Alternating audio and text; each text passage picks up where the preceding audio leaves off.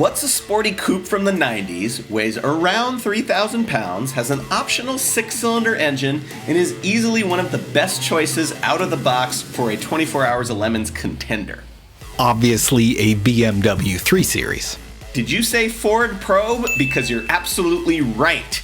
Specifically, we're talking about the second generation Ford Probe, which, like its predecessor, was a fraternal twin to the Mazda MX-6. Yeah, and if we're being honest, maybe the biggest difference between the two cars is the name.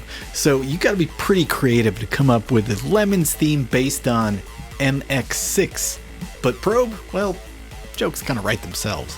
Which, of course, is how we ended up with this team on the West Coast called Anal Probe Returns to Earth. Yeah, you know that sophisticated, old-timey parlor game that people used to play where you put the word anal in front of car models? I'm not sure there's a company better suited to that than the Ford Motor Company.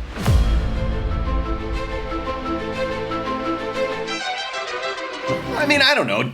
Dodge does give Ford a run for its money. Ram. So the Probe, being a Mazda platform sharing vehicle, has a Mazda motor, and in this case, it's a 2.5-liter KLDE V6. No shit. The suspension is also mostly Mazda, although the aliens discovered that there's a lot of weird crossover with other Ford products. It's got larger brake rotors from a Ford Fusion and a rear sway bar from a Mercury Mystique.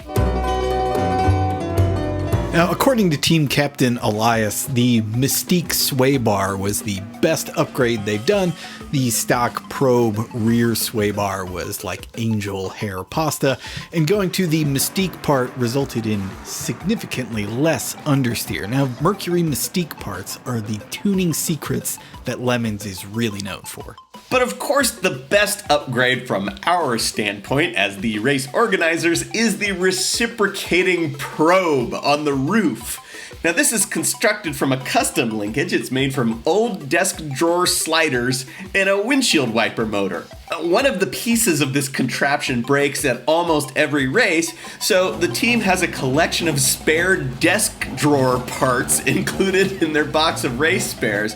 But Elias reports that at the last Sonoma race, they had a catastrophic failure that probably isn't fixable.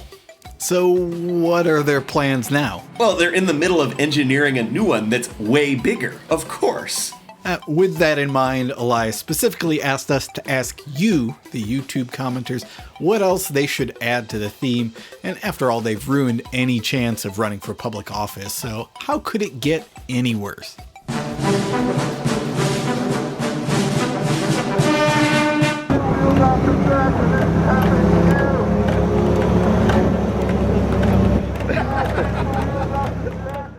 Every second you don't subscribe or watch one of these videos, another Vega is sent to the crusher. Won't you help us save Classic?